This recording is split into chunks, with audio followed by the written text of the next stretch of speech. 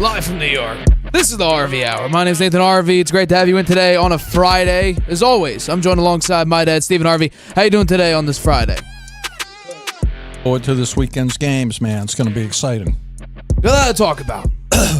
Divisional round. Some of the biggest matchups so far this season. We got an MVP candidate matchup, the last game of this divisional round, which should be very, very exciting to watch. We also got the rookie Jaden Daniels going up against what I still think is the best team in the NFL in the Detroit Lions.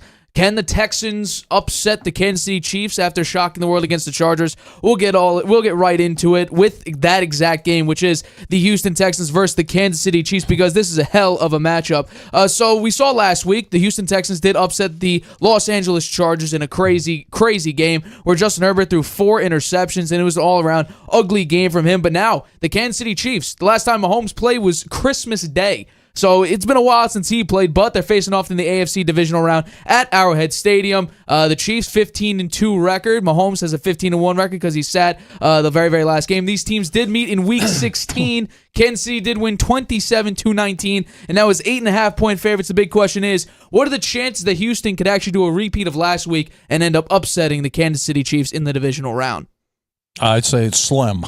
I don't think it's going to happen. My takeaway: Chiefs will not be denied in their first postseason step toward a Super Bowl three-peat. I have the line on the game is Chiefs -8. I have the Chiefs covering 23-13 is my score on this game. Mahomes 13-5 against the spread in the postseason. Not bad. 6-0 in the divisional round. Excellent. Texans, they've lost all 5 postseason road games in their franchise history. The teams, when they've met, have scored an average of 61 points in the last 6 meetings. I think a big issue for the Texans here is running back Joe Mixon. He's questionable with an ankle injury. He was a big factor in the win against the Chargers last week with 25 carries, 106 yards, and a touchdown. The Chiefs are trying to be, as I said, the first team in the NFL history to win 3 straight Super Bowls. They're on a mission. It's not going to be easy against the Texans. The defense, pass rush brings a lot of pressure on the edge. Will Anderson, one of the best defensive players in the league, and Mario Edwards, they both had 1.5 sacks against Herbert in the Chargers game. The edge rusher Daniel Hunter leads the NFL in pass rush win rate. Derek Stingley had 2 picks in the game against the Chargers, and Eric Murphy had 1, and he returned his pick for a 38-yard pick 6. Kansas City's won the regular season game 27-19. 11 of Kansas City's wins have been by 11 of the 15 have been decided by 8 points or less, and I think this is the big risk for Kansas City. As you said, Patrick Mahomes hasn't played since Christmas. They're rusty. They could come out. They haven't been a team that started fast to begin with, and now that they didn't play their key players in the last game of the season, and they had the bye week, I mean, they're well rested, but they could be rusty, and that could be an advantage for the Texans, particularly given that the Chiefs in most of their games this season have only won by a touchdown or less. So it's interesting that Mahomes can tie Joe Montana's 16 playoff wins with a win against the Texans. They'll put him in second place all time. Both Montana and Mahomes will be trading Brady by double. He's got 35 wins. So long way to go before you catch Tom Brady on that one. And before I give you the keys to the game, I want to turn it back to you. Well, I think there should be zero pressure on the Chiefs. They're the number 1 seed for a reason. They came in, and we all think it's lucky, and I think a lot of their wins this season were lucky, but normally when you have a really, really good team, they find a way to win late. Now, some of those were lucks based on just some doinks late in the season and even blocking a field goal from the Denver Broncos after Bo Nix outplayed Patrick Mahomes. But the Chiefs have always found ways to win, and normally it comes from Chris Jones kind of being on cruise control through the first 3 quarters of the game, and then when it really matters in the fourth quarter, he comes alive with insane amounts of pressure, some key sacks or just overall key pressures, especially like we saw in Week 1 against the Baltimore Ravens. He came up big late in that game, and Mahomes especially. There is really only one other quarterback, and he's not even active, where if you say minute and a half, 45 seconds, 30 seconds, late in the game, fourth quarter, down by however many points, that quarterback is going to pick up some form of points, and that's Patrick Mahomes and Tom Brady. Those are the only 2 quarterbacks that I can feel extremely confident in a late game situation to put up some form of points, whether it's you get them in field goal range to tie or win the game, or you score the game-winning touchdown, or whatever the case may be, game-tying touchdown to send it into overtime. But those are really the only 2 quarterbacks that I feel extremely confident in saying that they could do that. When it comes to the Houston Texans, though, C.J. Stroud has been mostly down this season. He's had a couple nice games, but the defense for the Texans has been the story because in the previous game against the Los Angeles Chargers, the Texans turned the ball over 3 times, and C.J. Stroud had an interception. Well, against the Kansas City Chiefs, if you have 3 turnovers, this game is going to be an absolute blowout. Because the Chargers, they were on the Houston 33 and moved the grand total in 6 plays of 12 yards. The Kansas City Chiefs are not going to do that. They're probably going to end up scoring a touchdown, whether it's Travis Kelce on a weird, funky play where he's wide open, breaking down the zone coverage, or Xavier Worthy on an end around. He's going to blow right by anybody. I mean, the Chiefs are going to find some way to put up a touchdown if that situation does present itself on the opponent's 33-yard line. The Chargers couldn't do that, and I put that at the hands of, as I talked in the last show, of Greg Roman being a heavy run-first guy. When the Los Angeles Chargers have Justin Herbert as their quarterback, you got to put him in a position to win instead of putting in the hands of J.K. Dobbins, who had a decent season, but he's not going to break any backs. He's not going to, break off any, soul-crushing runs or dominate the game like a Derrick Henry or even a Saquon Barkley. But for me, the story will be how will C.J. Stroud perform? Because in the regular season, I have the numbers here. Against teams with at least a 500 record, these are the numbers. He's 1-5. The Texans are 1-5. He puts up 215 passing yards a game. He's only a 59.5% completion percentage, 5 touchdowns, 8 turnovers, 6.5 yards per attempt. That's not good, and a passer rating of 70. So against teams that are at 500 or better, he does not perform very well. And especially on the road in Arrowhead. I mean, the Chiefs are set up beautifully. And we talk about maybe rust. Well, guess what? On a bye week, it's the exact same thing as a mid-season or beginning of the season bye week. Andy Reid is one of, if not the best head coach when coming off of a bye. So I don't think it'll be rust, and especially we saw now the past 2 seasons. We'll see what this season looks like. But at least last season, we had questions about Mahomes. We had questions about Travis Kelce. In the playoffs, what happened? Travis Kelce went off. Mahomes went off. And we looked at, the last few games from Patrick Mahomes. He put up, over 300 passing yards in his last game. So is he back? Is this Chiefs offense back? With Hollywood Brown out there, he's making an instant impact. He didn't play the entire season, so he's fresh. And he's coming off making massive impacts already on the offense. So for me, there is 0 pressure on Patrick Mahomes. There's 0 pressure on the Chiefs. This is all on the Texans because they upset the Chargers. Nobody expected them to be here now, but now that they are, without Joe Mixon, this offense is not going to look very good if Mixon can't go. Because the numbers are, the Texans are 7-3 when he averages more than 4 yards a carry in a game. They're 2-3 when he doesn't. Mixon is the key to this offense. Yes, Stroud and Collins have a beautiful connection. But this game is built on play action and breaking down the defense there. They did a great job against the Los Angeles Chargers. C.J. Stroud made some crazy plays in that game. But against this Kansas City defense and against Patrick Mahomes, I have no doubt in my mind. I agree with you with the 10 points as well. I have them. I have the Chiefs covering, either winning 27-17. We already saw what this team looks like. They had crucial third down conversions in Week 16. I expect that could continue. Give me the Texans all the way. Give me the Chiefs all the way, 27-17. I have zero confidence in the Texans to get this done. Absolutely. I think the keys to the game here for the Texans in the regular season meeting, well, actually, the Texans did pretty well sacking the quarterback during the year. They were 4th. They had 49 sacks. But in the game against the Chiefs, the regular season game, they only sacked Mahomes once. I think the pass rush must come alive to give the Texans a chance for an upset. Houston's offense, as you mentioned, I agree, they must flow through Joe Mixon. That was pretty key to the game last week where Mixon had over 100 yards and a TD on 25 carries. He's questionable now, though, with an ankle injury, and even if he plays, maybe he won't be 100%. The Texans are 7-3 when he averages more than 4 yards a carry, so he can be key. He could help them have somewhat of a chance here, but I don't think it's going to happen. The Chiefs, on the other hand, they need to continue being successful on the third downs where they extend drives almost 50% of the time. The Texans have one of the best third down defenses, giving up conversions only 36% of the time this year. But the Chiefs in their one regular season game against the Texans converted 7 of 13 or 54% against the Texans. So they have their number in the regular season. So we'll see if they can carry over into this playoff game. C.J. Stroud be the youngest starting quarterback to face a defending Super Bowl champion in the postseason. I think one of the key matchups here, I mentioned the edge rushing capabilities of the Texans. Will Anderson against Jawan Taylor. Anderson had 11 sacks, 30 pressures. If they can get to Mahomes and keep the pressure on him, that could help them too. The referees in this game, it's Clay Martin's crew.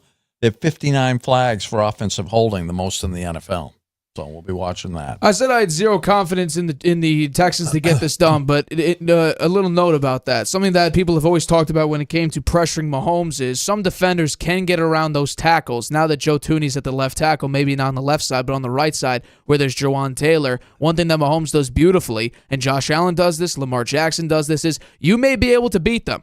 But I actually wouldn't. You gotta contain on the quarterback. You may beat him, but then all Mahomes will do is just fill in the hole that you created in the gap because you beat the offensive tackle. He'll run around, he'll scramble, he'll create another back-breaking scramble that he did several times throughout the postseason, and that's what happens with these big-time quarterbacks. They're the ones that make the big-time plays. Josh Allen does it, Lamar Jackson does it, Brock Purdy last year did it, and obviously Mahomes always does it. We remember the long run against the Cincinnati Bengals, then he gets hit out of bounds. There's a flag, sets it up for a game-winning play. I mean, that's what Mahomes does. That's what Josh Allen does. That's what Josh Allen did this regular season against the Kansas City Chiefs. A 4th and 2, game-winning touchdown, which was the scramble by Josh Allen on that 4th and 2.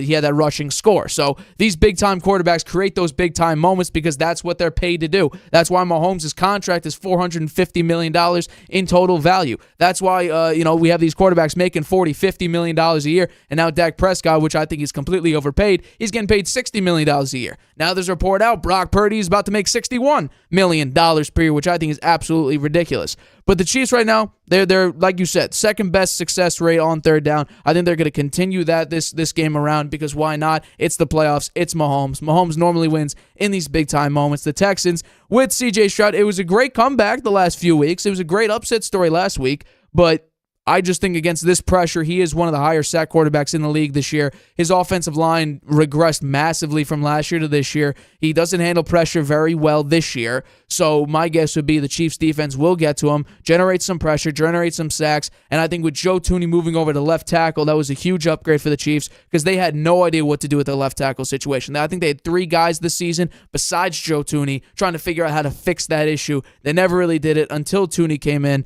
and he's come up big in those key moments, pass blocking and doing a good job run blocking as well. So I have the Chiefs all the way. While America might not like this outside of Kansas City, I'm here to be right. I'm not here to do hot takes here. I'm here to be right. I've gotten grilled already way too much on my Steelers and Ravens takes, so I'm here to be right. I was right on that one. You were. So that's my take on that. Okay. Let's get into this next one because this might be one of the best games of the week in maybe some people's opinion. That's the Commanders and the Detroit Lions. The Commanders, what a win last week over the Tampa Bay Buccaneers, 23-20. We see it again. Jaden Daniels in a key situation coming up big. Game-winning drive. The Commanders, who are led by Jaden Daniels, face the top-seeded Detroit Lions at Ford Field. Detroit's high-powered offense led by Jared Goff and Jahmyr Gibbs, and now returning David Montgomery after his MCL injury, will face against a pretty decent, a surprisingly good, actually, Washington Commanders defense. So here's the big question. First off, can the Commanders pull off this upset? And second, we talked about this a couple days ago. How afraid are you that Detroit might actually be dealing with rust in this bye week that they had? Mm-hmm. I do think it's possible for the Commanders to upset Detroit in this game. I don't think it's going to happen, but I think it is possible. I think it will be a close game. I don't think the Detroit, who has a -9, will cover. I think it's going to be 38-33 Detroit, but it's possible, I think, for the Commanders to upset because your second point there is their rust. We mentioned that with the Chiefs. Having the first round bye is a double-edged sword. You get a week to rest, and in the case of being the number one seed for the Chiefs, they had 2 weeks to rest. They didn't play their key players in the game against the Broncos, so I think they have more. They probably have more rust than Detroit will, but the rust factor is a risk. You come up against a team like the Commanders, who had an exciting win last week, full of confidence now, upsetting the Tampa Bay Bucks in that game at Tampa Bay with their rookie quarterback really shining, showing what he can do, and he's done a lot this season, and he's capable of these things. He doesn't seem to be affected by the pressure of a playoff game, although the pressure gets turned up a notch now playing the Lions, who are probably, as you say, one of the best teams, if not the best team in the NFL. My takeaway on this game, it's going to be a close game, but the leadership of Dan Campbell and the Lions' Super Bowl quest will be too much for the Commanders, particularly the 1-2 punch of now Gibbs and Montgomery with Montgomery back. I think that's a big deal having him back. And Gibbs said he's missed him. He's been gone for a long time. He's excited about his return. I said last week Daniels became the only the fourth rookie quarterback to win a road playoff game. Only 2 rookie quarterbacks have ever beaten a 13-plus win team in NFL history. Only 2 rookies, Sanchez in 2009 and Flacco in 2008, have won multiple road games as rookie starters. Jared Goff, he's shown in the playoffs 6 TDs and no turnovers over his last 5 postseason games. That'll be hard to overcome for the Commanders. I think Goff will play well. The Lions have the number one scoring offense, 33.2 points per game, and second in total offense, 409.5 yards per game during the regular season. The return of David Montgomery, I think, is big in this game. He had 1,116 yards from scrimmage, 12 TDs. He returns to complement Gibbs, who had 1,412 yards from scrimmage, 16 TDs, and 52 catches for 516 yards for 4 more TDs. It's amazing how many touchdowns the Lions scored this year. St. Brown had 115 catches, 1,263 yards, 12 touchdowns. Goff, 37 TDs passing, 72.4 completion percentage. These Lions offense is outstanding, the best offense in the league.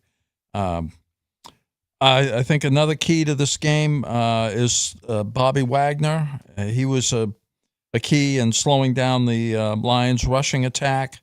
He injured his ankle on the next to last play of the wild card game, but he still expects to play, but he might not be at 100%. The Lions are the only repeat NFC division playoff team from last year, which is interesting. First time they have had the number one seed in team history. Daniels had a completion percentage of 72% with 12 TDs in the fourth quarter and overtime this year.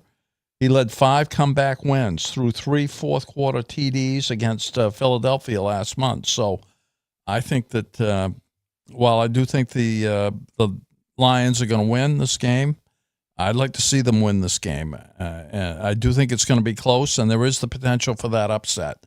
I think the rust could be a factor at the beginning of the game, and I do think as I just outlined, what Jalen Daniels has done in the fourth quarters of games and in overtime is pretty special for a rookie quarterback. And I'll come back to my keys for the game after your take. Well, I think that everybody is shocked that Jaden Daniels is here, and especially the way that Jaden Daniels has played the entire season. He's going to win Offensive Rookie of the Year, and he very well deserves it. And throughout the season, we saw some of these key games. He only lost by 1 point against a Steelers defense that didn't hit that wall quite yet. He was a touchdown away, and though they were going back and forth, it was just who's going to slip up first, and it was the Commanders. And then since the Ravens got that touchdown lead, the Ravens never looked back, but that was only a one-score game. And then you go up against the Philadelphia Eagles, and Jalen Hurts does go down, but the defense is able to squash anything Saquon Barkley tried to do, the big impact that he had as soon as Kenny Pickett went out there. It was A.J. Brown and Saquon. Those are the only two real threats, and they shut down the Philadelphia Eagles offense and was able to actually come out with a big-time win there. And also, we have to realize, against the Cincinnati Bengals early in the year, what do? They bring the Bengals down to 0-3 on the year at the time. And also, Tampa Bay last week, we saw a great win. Great win. The defense coming up big late. Jaden Daniels doesn't convert on a 4th and goal. What happens? The very next drive for the Tampa Bay Buccaneers, they get a crucial fumble recovery, instant touchdown. It's like that previous drive never even happened. But let's be honest here. It was a great run. It was a great run for the Commanders. You go from being one of the worst defenses and legitimately the worst scoring defense and the worst total defense last year and the 25th best offense last year to now being the 5th best scoring offense this year, the 18th best scoring defense and the 13th best total defense. So it was a great run. And also, you had some big-time wins, like I just mentioned. You won a playoff game. Jaden Daniels is the first rookie quarterback to win a road playoff game since Russell Wilson did it in 2012. It was a great run. But there's one issue to your defense. You're ranked 30th in rushing defense. And also, you also give up the 18th most rushing touchdowns. You're going up against one of the best rushing offenses in the NFL, with the best 1-2 punch combo in the NFL in the running back position in David Montgomery and Jahmyr Gibbs. Jahmyr Gibbs, people thought, will he be able to keep up that same level of production that both him and Montgomery did? Well, I think he exceeded expectations in that regard, even had a 4-touchdown game a couple weeks ago. So I think Jahmyr Gibbs on his own is a perfectly fine running back. But combined, these two running backs have 3,045 yards from scrimmage and 32 total touchdowns. That's ridiculous. That is utterly ridiculous. So I think right now, the fact that David Montgomery's coming back, it's going to be a sight to see. And I think that Detroit, it really depends on who gets that ball first. And I think if I'm Dan Campbell and I'm the Detroit Lions, if I win the toss, I'm taking the ball. I'm putting the Commanders on their heels. I'm putting them down 7-0 if I'm Dan Campbell. I'm going for it on 4th down, which, by the way, the Commanders, I believe, are the best team on 4th down, which is crazy to believe. They are the number one team on 4th down. They convert 87% of 4th down conversions. And Dan Campbell's the 4th down guy. They're 20 of 23 on 4th down. So this is a battle of crazy philosophies where it comes to 4th down conversions. Both teams are going to go for a crap load of 4th downs. It's going to be an exciting game to see. It's going to be a 4th and 3. Dan Campbell's going for it. A 4th and 2. Cliff Kingsbury and Dan Quinn, they're going to go for it. I mean, it's going to be a sight to see. It's going to be a very, very exciting game. But this is really going to come down to how well can the Lions control the clock, how well will Jahmyr Gibbs and David Montgomery do on the field, and I think that because Jahmyr Gibbs picked up right where the dynamic duo left off and really made his mark as a solo running back with Montgomery out, I think there will be no difference with the Detroit Lions. The Commanders are the 3rd worst running defense in the NFL. I expect the Lions to maintain their dominance in the running game. And by the way, my score is I have the Lions winning and crushing them, I would say. Or not crushing. I think it'll be close enough, but this will be a high-scoring game, 31-26. I think it'll be an extremely, extremely exciting game. So you don't have them covering? I do not have them covering because I think the way that Jaden Daniels comes up in big-time moments and big-time spots like he did last week, like he has done over the season, and like you mentioned, I forget how many last-play touchdowns, game-winning touchdowns. 12. Jaden did. 12, yeah.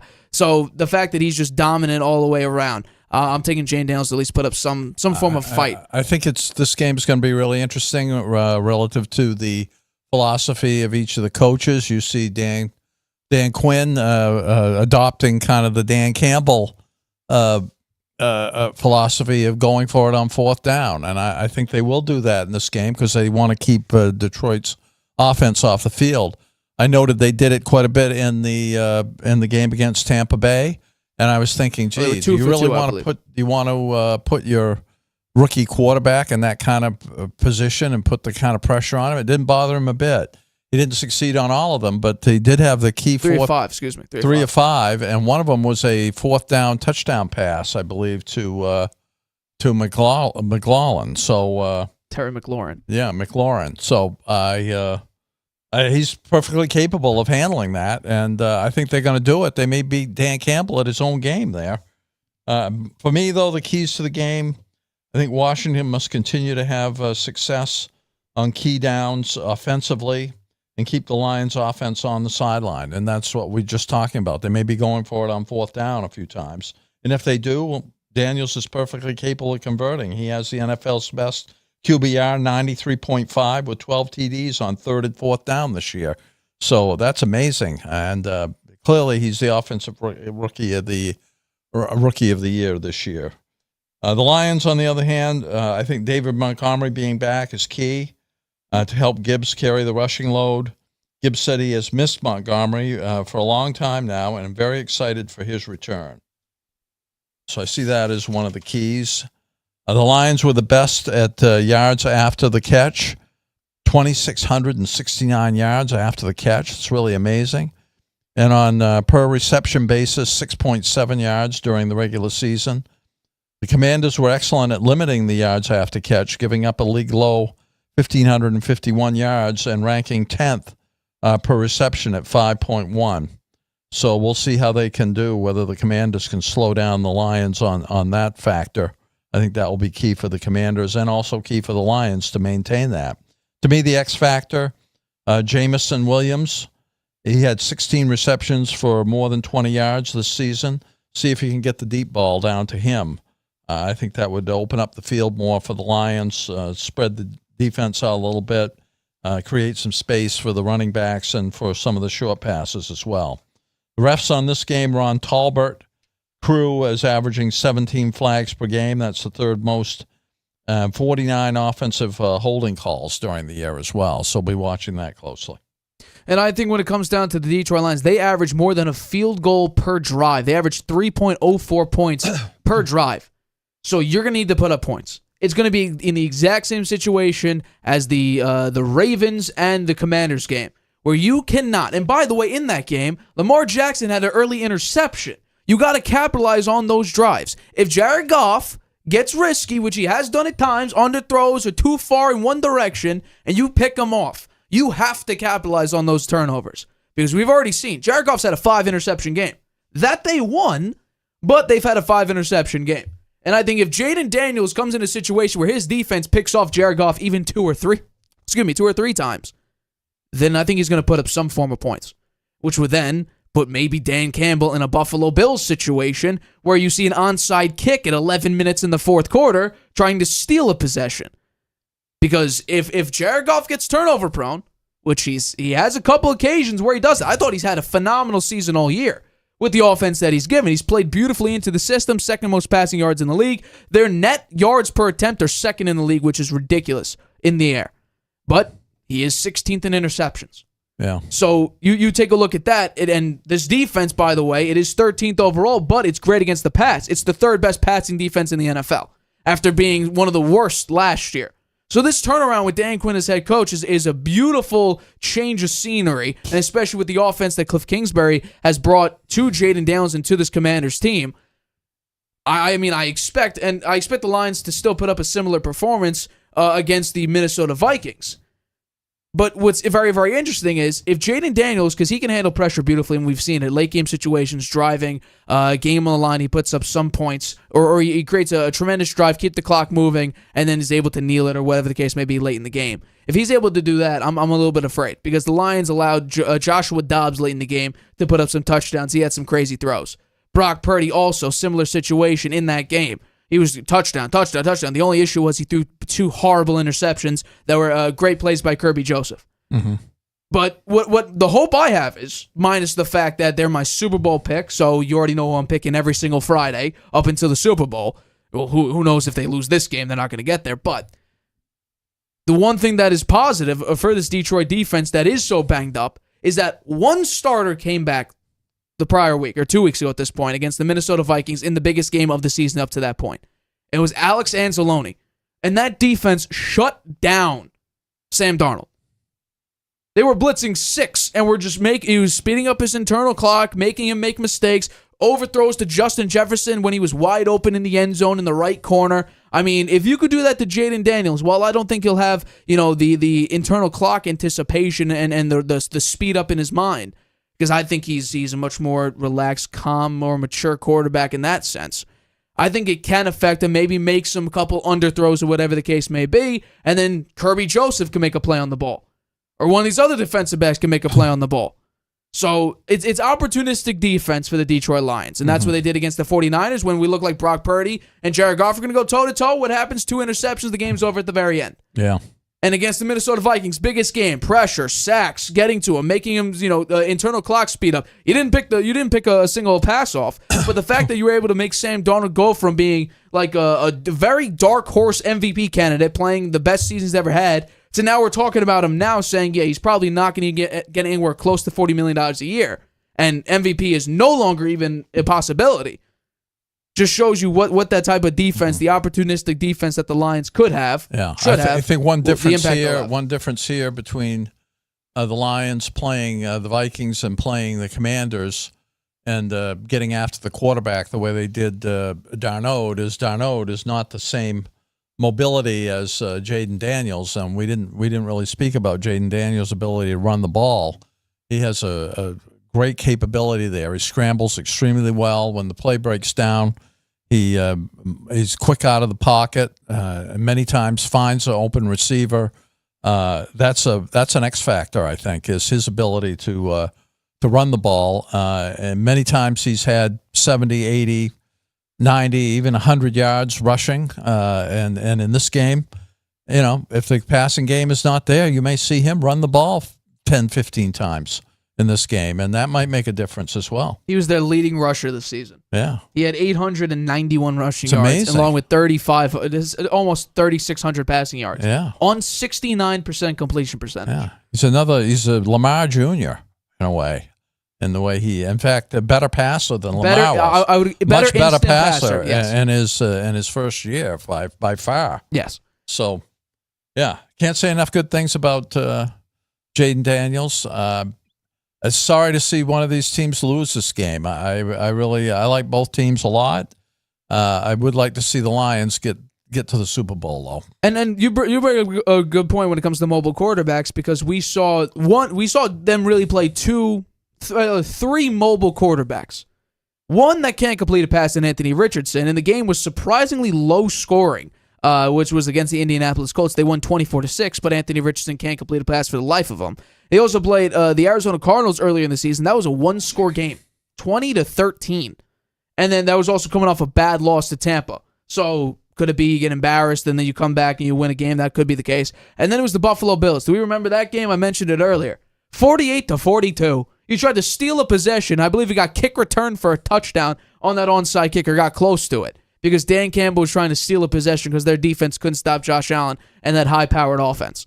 So if mobility comes into play, which it should for Jaden Daniels, then maybe that's an opportunity for him to capitalize on maybe some Jared Goff mistakes, or maybe you open up the drive and you put the Lions down 7-0. Yeah. And then the Lions are on their heels trying to gain some ground to compete with you. So, fair point. Mobility could be a massive issue. Could be a big issue. And seems like the Lions... They're the third best rushing team in the NFL. One of their weaknesses is defending against a mobile quarterback. Yeah. All right, we're going to take a quick break, but coming up, we got two more games to talk about. The Philadelphia Eagles and the Los Angeles Rams. Can the Rams upset the Eagles after destroying the Minnesota Vikings, as well as the game of the year, probably? It's a Week 4 rematch between the Buffalo Bills and the Baltimore Ravens. Two MVP candidates. Right now, Josh Allen's favor, but it shouldn't matter. But could this game actually determine the outcome of who wins the MVP? We'll talk about that right after this break. Traveling can be a nightmare. Why? You can't watch your favorite shows abroad. You can't trust public Wi-Fi spots anymore. And when you return, roaming bills kill your vibe. Unless you get a NordVPN and Saley deal. NordVPN will increase your privacy online. And Saley, a global eSIM data app, will save you from those unexpected roaming charges. Grab the 2-year NordVPN deal with 76% off and get up to 20 gigabytes Saley eSIM data gift. Whether you're just discovering your voice or taking your show to the next level, you know what the world needs to hear. All you have to do is say it. With Spotify, set up your podcast. Your food podcast. Your mindfulness podcast. Your never thought you'd get this far podcast. And watch those sparks fly. put a picture of the comment. Drop the episode anywhere people listen. And find out who they're cooking with, where they're finding inner balance, and why they love your show. You're already a creator. Now you can create, connect, and get paid for your passion with one single free tool. Spotify for podcasters. Talk where the world listens. Welcome back to the Harvey Hour. My name's Stephen Harvey. It's great to have you in today on this Friday. As always, I'm joined alongside my dad, Stephen Harvey. Let's get into our next topic of today's show, which is a beautiful game between the Philadelphia Eagles and the Los Angeles Rams. The Eagles have won 13 of their last 14 games, while the Los Angeles Rams have won 7 of their last 9. But their defense, though, they have been the comeback story. After being so banged up and being one of the worst defenses, especially when it comes to pass rush, in the league early this year. But now we take a look at them, and they're dominating on all facets of the game. You take out the last Week 18 game when they rested basically everybody. The last amount of points they gave up was 6, 9, 9, and 9. Which is utterly ridiculous for a team giving up 26, 41, 24, 22. I just keep going with this. They're one of the worst scoring defenses in the NFL early in the season, and now they've bounced back into one of the best scoring defenses, probably, just based on the numbers. You take out Week 18, probably the best scoring defense in the NFL because it's utterly ridiculous. But Matt Stafford, when it comes to these big-time moments, when it comes to the playoff game, he's 5-1 under Sean McVay since coming over to the Los Angeles Rams, which is utterly ridiculous. But the Philadelphia Eagles, they're playing for something. Controversy after controversy when it comes to locker room issues. Nick Sirianni, Saquon Barkley now is there. We got A.J. Brown reading on the sideline. Jalen Hurts and Nick Sirianni's relationship seems so screwed up. There's a bunch of things going on in Philly. But it all comes down to this, a divisional matchup between the Eagles and the Rams. So my question to you is, really, will the Rams be able to spoil the Eagles' hopes and chances of making another NFC Championship game? I think it's possible, but I don't think it's going to happen. I have the Eagles winning ways continue on Sunday with Saquon Barkley rushing, and the Eagles' lockdown defense being too much for the Rams. The Eagles are -6. I don't think they'll cover. I think it's a 1-point game. Eagles 24, Rams 23.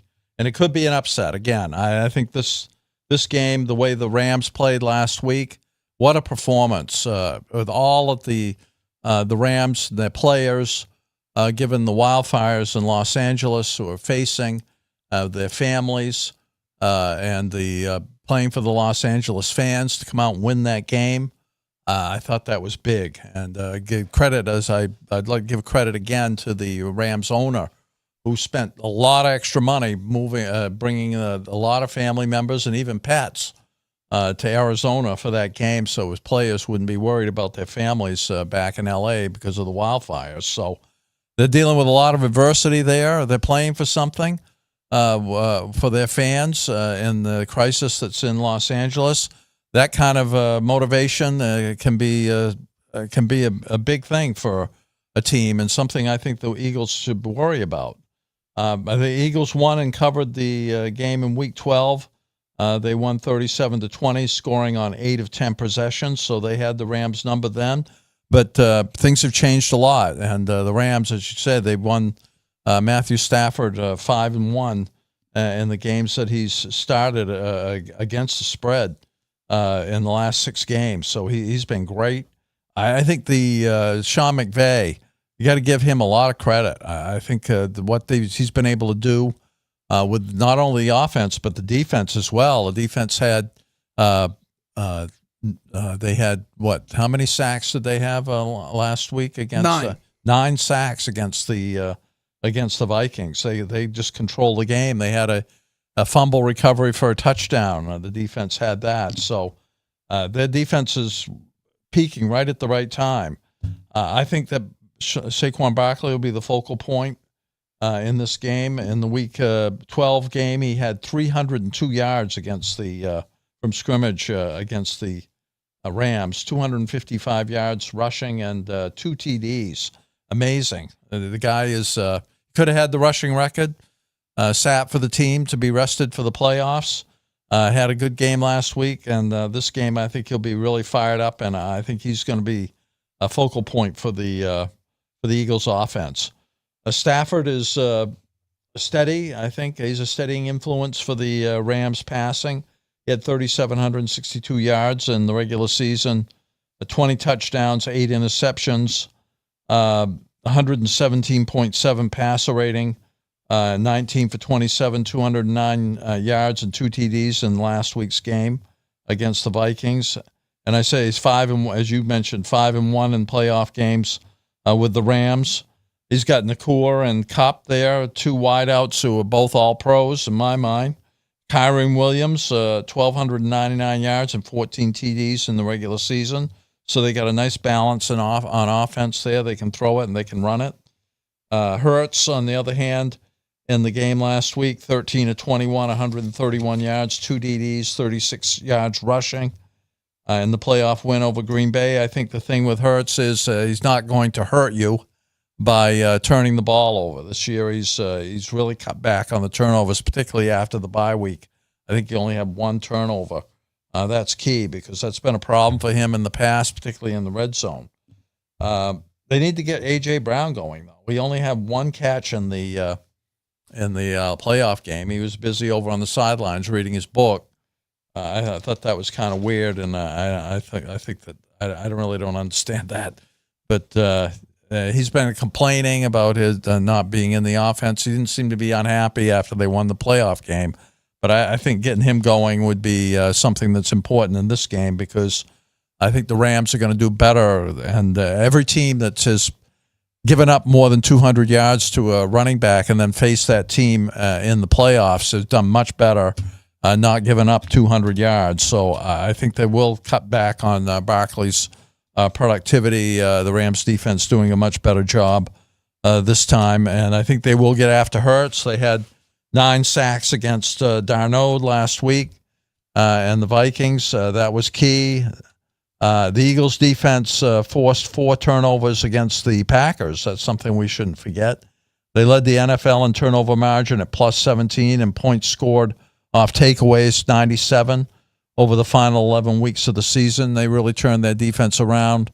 Nick Fangio doing a fantastic job after the bye week. And I'll come back to my keys to the game after I hear your take. So I think the key for me is how will Jalen Hurts do if he's relied upon? Because we understand that early in the season they did a lot of Jalen Hurts, and that's where we saw a lot of the turnovers. Then once Saquon Barkley took off like a rocket, well then Jalen Hurts' production kind of remained the same, if not dropped a little bit, and the numbers fell off a cliff. So much so, a few weeks ago, or it's probably about a month and a half ago at this point, A.J. Brown in the locker room says that the passing game needs to improve. Ain't an issue with the passing game, which then led to more controversy and whatnot. And they were still winning football games. So if Jalen Hurts is relied upon, this is what's really interesting about this game. In the playoffs, Jalen Hurts, when he wins, I believe he's 3-3 in his playoff career. He averages 135.3 passing yards a game during those wins. He has 4 touchdowns, no picks. In his losses, he averages 270.6 yards per game, 3 touchdowns, 2 picks. So if he's relied more upon in the playoffs, that's where problems come up. So if they could limit, and this is crazy to say because he's getting paid over $50 million a year, limit Jalen Hurts' production on the field and give it to Saquon and let the running game cook, well, then you're probably going to win this football game. But there's actually 2 for me, because the other one would be, how well can you generate pressure against Matthew Stafford? Because this entire season, Matthew Stafford has been the worst quarterback while under pressure. But here's the opposing side of that. The Eagles, I believe, according to next-gen stats, they are currently, and this is ridiculous to believe just because of how good their defense has looked so far, next-gen stats ranks the Eagles as the 28th best defense against quarterback pressure rate. They do not generate any pressure against the quarterback. So if you could somehow, with Jalen Carter and that defensive front, generate pressure against Matthew Stafford, that's where you could capitalize using Quinyon Mitchell or Cooper DeJean, where you actually have a capability because Matthew Stafford has 13 turnover-worthy plays to only 5 big-time plays while under pressure. You could actually generate some offense by hopefully Matt Stafford turning the ball over. And that's where I think the Eagles need to capitalize. Because if Jalen Hurts is relied upon, that's where the issues come up. That's where the losses come up to play. Meanwhile, you take a look at how Matt Stafford has done with the Rams in the playoffs. He's 5-1. I mean, it's ridiculous. And on top of that, I think the Eagles are up against it because the Rams are 4-1 against the spread and 3-2 straight up in road playoff games under Sean McVay. And that's obviously since 2018. They average 25 points a game in those road playoff games. So for me, I am going to take the Eagles in this one, and you've said your score already. So for me, I'm taking the Eagles. I'm taking them to win 28-21. I believe the Eagles do cover the spread because I agree with you. I think Saquon Barkley is going to have a great job running the football. I think the offensive line will be able to hold up. It'll be interesting to see because they have the defensive rookie of the year. The Rams do. And if he could somehow do what he did against the Vikings and basically make Jalen Hurts' life a living hell and make him miss, level throws and stuff like that and have him care more about the deep pass and standing in the pocket and not taking the easy route to a Devontae Smith, which I think could be a very key player in this game because their defense, the Rams' defense, gave up 57 receptions of 20 or more yards during the regular season, which was tied for the fourth most in the league. Well, guess what? If Jalen Hurts can't see that, which he's prone to do. We saw throughout the season, and one of the issues of the offense was that A.J. Brown had is he was open in several portions of certain games, especially against the Panthers, where he had a massive issue with how Jalen Hurts performed in that game.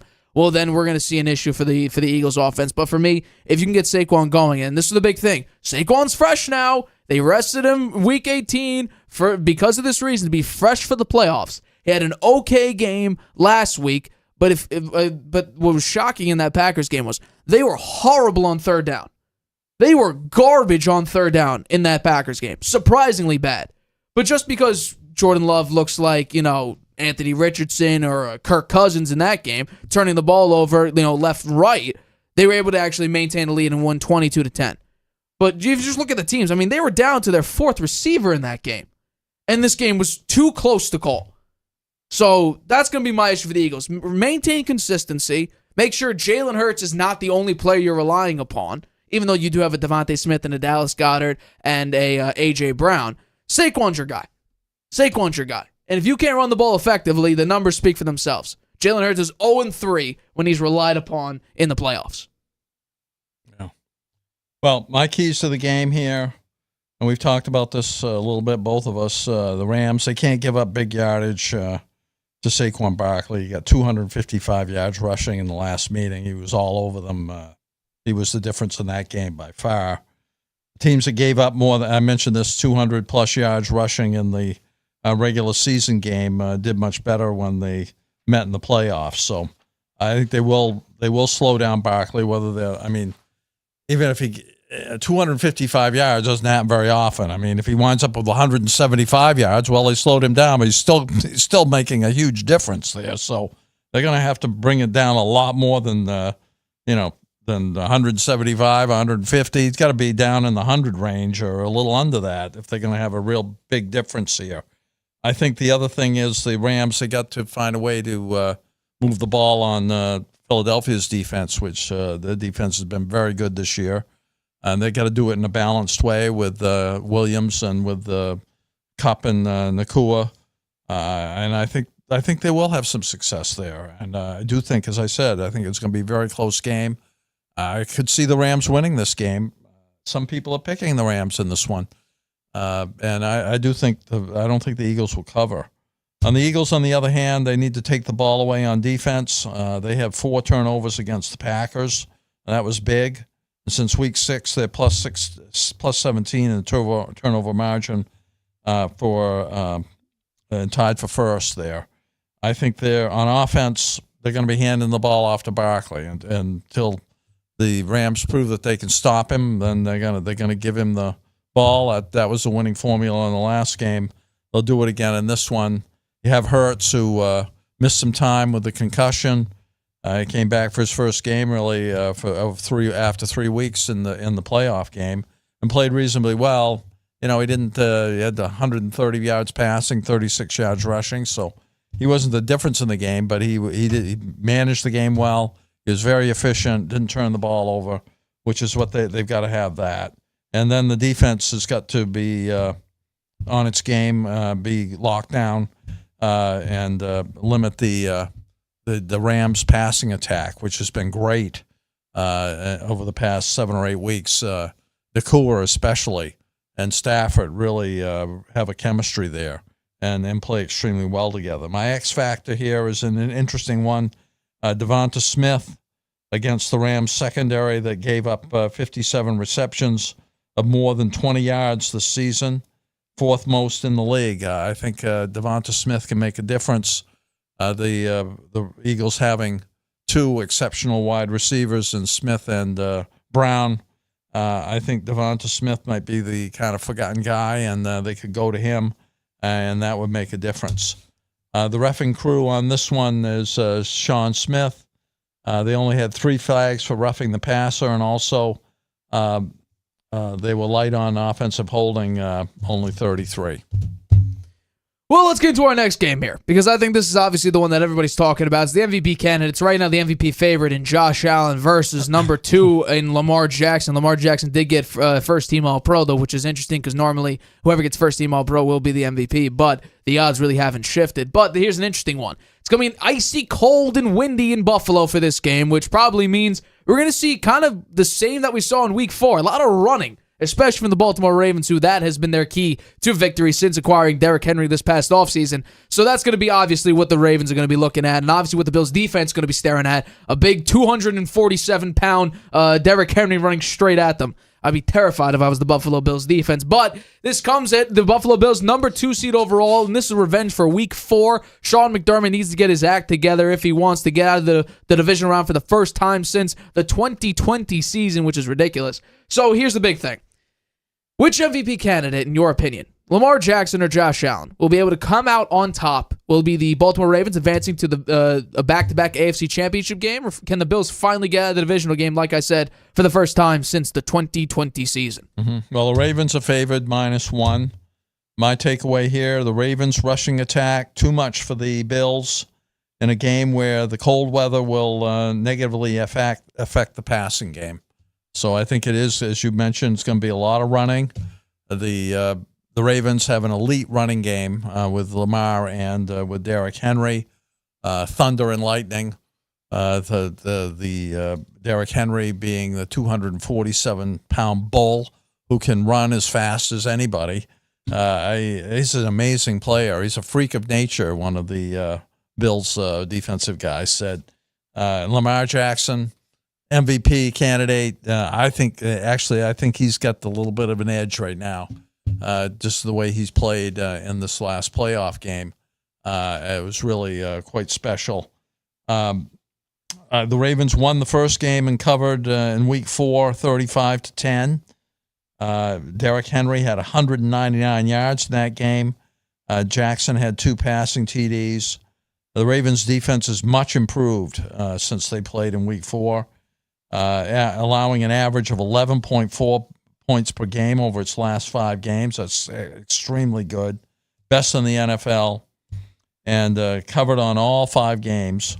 While Buffalo was alternated against the spread, wins and losses over its past 7 games, they did cover this past week. Allen and Jackson, they ranked 1 and 2 in rushing yards by a quarterback in playoff games in NFL history. Allen having 609 yards and Jackson right behind him was 602. And I think there's going to be a lot of running in this game. The wind blowing hard and a big cold out there, it's going to be tough to pass the ball. I'd say that favors the Ravens. The Ravens had 299 rushing yards against the Steelers, 186 by Henry with 2 TDs on 26 carries. The Ravens had 3 drives of more than 85 yards or more for TDs against the Steelers, which I thought was really very impressive. Their first 3 drives, more than 85 yards. And one of those drives, they didn't, a 13-play drive, they didn't pass the ball once. And that sets up nicely for a game that's going to be very cold with the wind blowing. Looks like Zay Flowers may not play again because of his knee injury. The Ravens are trying to return to the AFC Championship game. Buffalo has lost 3 straight times in the divisional round, as you mentioned. Allen is 6-5 as a playoff starter. I think one of the keys to this game, and I do think it's going to be very close, I have the Ravens winning 28-24 and covering, but I think that the coaching here and Sean McDermott, we've seen him in the past in very close games making some poor in-game decisions that cost the Bills games, particularly against the Chiefs. I think there's possibility of that happening again here. And it's going to be a great game. I'm looking forward to it. I'll be back with my keys to the game after your take. Well, I was wrong last week when I picked the Pittsburgh Steelers to do what they normally do against Lamar Jackson, especially in the playoffs. I thought it was going to be a double whammy, and I was very, very wrong because I have to look at my older take when it came to Russell Wilson he's not good, which I should have believed in more. But this time it's different. This time I have a legitimate quarterback who has been in some big-time moments and has this season taken down the two top teams in the NFL, the Kansas City Chiefs and the Detroit Lions. And then Lamar Jackson having probably his best all-around statistical season of his career, by far the most passing touchdowns he's ever had with 41, only 4 interceptions, which is ridiculous. And this defense went from being the worst to one of the best since about the bye week. But in this case, I think it's a little bit different because I think it's going to be special to see just what Josh Allen does because these are two MVP candidates. Josh Allen's been number one for a little while now. People thought Lamar Jackson should be number one, but then again, we could argue, do stats matter because they didn't matter last year? But regardless, we've had this MVP conversation before. But this game's a little bit different because the last time these teams faced off, by the way, the Ravens were 1-2 with a horrible loss, garbage loss against the Oakland Raiders, Las Vegas Raiders. It was a terrible loss. The Raiders defense shut down anything Lamar Jackson did. It was just a bad loss overall. And the Bills defense was without their entire starting linebacker core with Terrell Bernard and Matt Milano out, and they got Balen Spector and Dorian Williams in. They also were without their all-pro nickel cornerback and Teron Johnson, and they lost starting safety Taylor Rapp in that game. And also their number one wide receiver at the time, Khalil Shakir, he was also hindered with an ankle injury. So this is now a healthy Buffalo Bills team because all those players are back, and they added Amari Cooper to the wide receiver core, which also helps because that's just another target that Josh Allen can target in a big-time spot, which he did in the Kansas City Chiefs game. A beautiful throw to the sideline, one-handed catch, and then cross-field, nice rainbow throw to Amari Cooper to keep that drive going. But obviously, this game will be about the running game. And I think James Cook being a vital asset for the Buffalo Bills, they'll need to get him going in some regard. But let's take a look quickly at the playoff numbers between these two quarterbacks because it is quite interesting. Because Josh Allen does have a winning record in the playoffs. He has a better completion percentage. He has more total yards. He has more total touchdowns. He has fewer turnovers, and he has a better passer rating. So Josh Allen has been the better playoff quarterback. Now we can look at some of the opponents, and it's fair. Completely fair, and I've argued this in the past, to look at some of the quarterbacks he's beaten, or rather the Bills have beaten. We're talking about the Kenny Pickett's of the world. We're talking about the Mac Joneses of the world. Not exactly top-tier quarterbacks. And then going up against Joe Burrow and against Mahomes, that's where he suffered a majority of his losses here. But I think this time it's going to be different because Josh Allen has been slighted for several years. And this is the first year where he's not being the Brett Favre that we all know, where it's multiple, double-digit interceptions this season, high touchdowns, big numbers. He's been a very efficient quarterback, and that's with Joe Brady's offense here. So I think it is going to be very, very important to see. But here's a key that I think Sean McDermott needs to grill into his team, and that's the fact that the Bills this year are an incredible home team. They're on the road last time they versed the Baltimore Ravens. They've been favored in 42 straight home games. And this is the first game since Week 17 of 2020 against the Miami Dolphins when they were 3.5-point underdogs that they are no longer favored at home. Does anyone remember what happened in that game, Week 17? They blew out the Miami Dolphins 56-26. The Dolphins were 3.5-point favorites. Blew them out by 30. And in this season, we can take a look at the splits here because I do have them home versus road. The Buffalo Bills, all their losses have come on the road. We're taking a look at also... this also includes the playoffs, obviously. Points per game, about 7 more. Total yards per game, it's about the same. This is the big one. Points allowed and total yards per game allowed. 16 at home based on 25 on the road. 283 yards allowed, total yards allowed at home versus 386 on the road.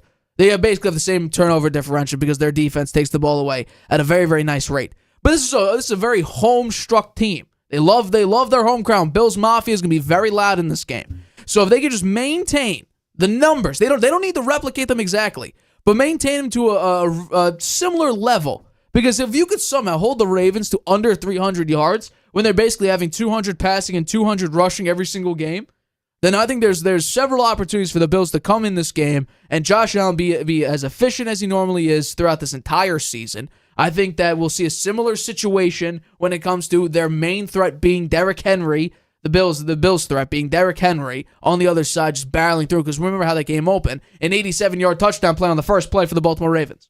You can't allow that to happen, because then that puts you down a touchdown. Now you're fighting for yourself. Now Lamar Jackson can do the 13-play drive, which is all running, and you're just dripping the clock down and further and further and further, limiting time of possession. We saw what that did last week. They nearly had double the amount of time of possession than the Pittsburgh Steelers had. If that's the case, where they have 39 minutes total time of possession, and they have nearly double yours, we're going to see a similar situation. We're going to get blown out probably 35-10 again. Can't let that happen if you're the Buffalo Bills. So I am picking the Bills. The score that I have is 31-28. I think it's going to be a late game heroics from Josh Allen again, because he desperately needs to be, I'm not saying put on the Superman cape, but he's got to be damn close to being Superman again. Yeah. He has to be. I think it'll be a very close game. You might be right. But I think that the cold and wind in Buffalo, which may mean the quarterbacks will run a lot more, I think favors Lamar. Allen has the most rushing yards in postseason history at 609, but the Ravens defense only gave up 239 yards to quarterbacks this season, which was fifth fewest. So I don't think he'll have as much success as he normally does.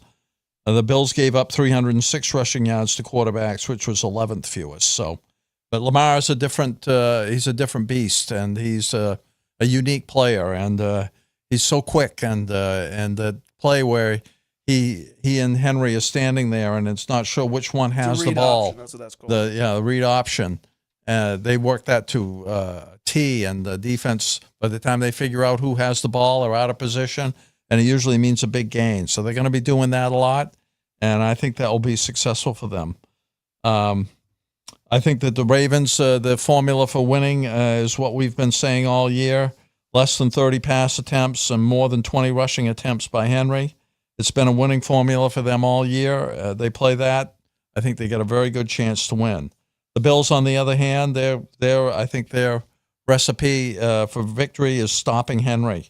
They have to target him they have to get him on the ground when he breaks the pass the second level, and he'll do that frequently here. And what he's done to other teams is he's gone. He gets to the second level and they can't catch him. So they've got to find a way to stop him. And they have to have an efficient game from Josh Allen. He can't turn the ball over. He's done a very good job of that this year. And he's going to be running the ball quite a bit too, because I do think it's going to be tough to pass. This will be the coldest game that the Lamar Jackson's ever played in. We'll have to see if that has any effect on him. Josh Allen is used to the cold. It's generally been a positive factor for the Bills in games they played there. Sometimes there's 2 feet of snow on the ground, so there isn't going to be that this time, but it will be cold and windy. And I'd say overall that probably has a benefit to the Bills, but I do see the Ravens finding a way to win this game. I think it'll be, how is this game played? Because I think actually the snow and the cold and the wind or whatever, I think it's going to be cold and windy. I think it favors the Bills more, because what's the chances that Lamar throws the ball? They're the second worst graded coverage team in the NFL, according to PFF. So if you're forced to run the ball, that kind of falls into the Bills' favor more, because if you're just going to go bombs away against the Bills, well, then maybe they're at the upper end, because your best receiver is probably Mark Andrews or Isaiah Likely, because you're probably going to be without Zay Flowers again. And I think that it matters more in this game than it did last week, because do we really expect the Baltimore Ravens to have an issue in the wild card? No, because I think that when it comes to the wild card games, we take a look at it, it's the Pittsburgh Steelers. Well, I did pick the Steelers to win. I forgot that their quarterback and the entire offense is averaging 14 points a game. And and what the Ravens have done, and that's why I think the MVP argument, it is what it is. But Josh Allen and this team has improved through getting rid of some players. Meanwhile, the Baltimore Ravens have gotten better offensively by adding a very key piece in Derrick Henry. That's the difference in this MVP conversation. The Bills got better by subtraction. The Ravens got better with addition. So throw that out there with MVP, because we can talk about this all day. Brock Purdy's numbers last year with Christian McCaffrey being a very key cog of that offense. Well, guess what? McCaffrey got more first-place MVP votes than Brock Purdy did. Why is this any different? Brock Purdy had similar numbers with Lamar Jackson this year. Yet Christian McCaffrey got more first place MVP votes. And yet we take a look at Josh Allen this year versus Lamar last year. Well, the numbers didn't matter because Josh Allen had better numbers than Lamar Jackson did. Yeah. Well, Lamar has definitely benefited from having Henry. He even said it. He said, I can hand off to him 2-3 times. Then if they start to go on him, then I can go, and I'm fresh. I've just been handing the ball off to him. I'm ready to roll. So they've worked that to a T. It's only gotten better. It's really special to watch, and I think the game will be very exciting. This is obviously probably the best game of the week. I think that and the Commanders' Lions. I think the Chiefs game, I think that's going to be relatively boring. Although if the Texans make it an interesting game like they did against the Chargers, maybe I'm wrong about that. But I think there's only really 2 games here that are really interesting, and that's probably Baltimore, Buffalo, and Washington, Detroit, because we're looking at a rookie quarterback. I think the Eagles-Rams could be a very interesting game. What storyline, though, are you looking at, though? I'm looking at the Rams playing for their fans in L.A. who've been devastated by the wildfires. But they're not being relocated, though. And last week they had to relocate. The Rams don't need to relocate. Now this is just a normal road game. No, it's true, but they still have that issue, and they still have the fires. They're still terrible out there. That's they true. haven't really controlled it, and some of those fires are still burning houses, and it's just awful. All right, let's get into a nice topic. And maybe I hinted I accidentally hit the wrong button here. But this is the 3rd anniversary of the Harvey Hour. January 17th, 3 years ago, we started the show, me and you. So a very simple question to wrap up the show. How have the past 3 years been for you as my co-host? It's really been fantastic, Nate, to work with you on the show. I couldn't thank you enough for inviting me to be on the show. You're the one that developed it. You're the one that prepares and does all of the graphics and sets up the topics, and we've created the studio here. You did all that. You really stepped up, and it's been great for me to be a part of it. I really thank you, and I enjoy it. Well, I appreciate that, of course. And past 3 years have been interesting because we've moved locations. We've had this area be completely different than it is today. We've upgraded a lot here. The look of the Harvey Hour has changed over time to what it is now, and it's been a lot of fun. We had a couple guests appear, and we have another one. I'm trying to confirm it for next week. We could have a guest on the next show, on Tuesday's show, for a big-time debate that I hinted at a couple months ago. So maybe stay tuned for Tuesday. But we had 2 guests on so far. So I expect more to come on as we progress here. But 2025. I think the Harvey Hour is going to look a little bit different in 2025. Yeah. I think that there's some stuff in store that I'm trying to figure out that you as the viewer will hopefully enjoy. But yeah, the past 3 years have been interesting. A lot of breaking news. We got Brady retiring, then coming back, and then retiring again. We had Super Bowl 50? Was it 57? Was that the Eagles Chiefs Super Bowl? I think it was, or no, the last was 57. So was it 56? Was Chiefs? It was a 56. Whatever the Chiefs 55. Whatever the Chiefs was, the Chiefs Eagles Super Bowl, whatever that was. I'm forgetting the number. It might be 57. I'm not sure, but that was a crazy Super Bowl. The controversy that we covered, extensively. Then last Super Bowl, that was a crazy Super Bowl. Second overtime Super Bowl in NFL history. Mahomes, Purdy. This Super Bowl should be interesting. A lot's riding on it. We could see a rookie in the Super Bowl. We could see the Lions finally make it to their first Super Bowl. We could see Lamar make it to his first Super Bowl. Yeah. Josh Allen make it to his first Super Bowl. It's great. The Chiefs three-peat? Yeah. We'll see C.J. Stroud make it to a Super Bowl. Yeah. It's great. The teams that are in it, a lot of them never been there before. And, one team, good chance the Chiefs are going to get there. The other team that gets there, for many of those players, it will be their first Super Bowl, and it will be really exciting. One of the things I'd say about the Harvey Hour, sure, our efforts to try to improve the quality of the work that we do, the preparation for the show, and the data and information that we try to bring, and the in-depth analysis to it. We really appreciate the subscribers, everybody that's subscribed, and the people who watch not only the takes that Nate puts out there after we do the show, but also this show itself, and we've seen a growth in that, so we really appreciate it. So thank you to all those that support the Harvey Hour. We really appreciate that. Couldn't agree with you more, and I obviously thank you for being my co-host, coming on the show, doing this. We used to do it just whenever there was news. I don't know if you remember that back in the day. We did a couple shows every few days, and now for probably the past, I want to say 2.5 years, we've done every two shows. Tuesday and Friday. Well, we changed it for the playoffs. I don't know if you remember that. We did Monday and Friday. So we had Monday and Friday shows. And then we morphed it into now the past, year, I want to say, us doing strictly Tuesday and Friday. So, yeah, I appreciate your dedication to the show. I appreciate, the time you take to prepare for the show and doing it every single Tuesday and Friday that we've done for a very long time at this point. I appreciate your constructive criticism, Nate. We've had, I think, over 200 shows.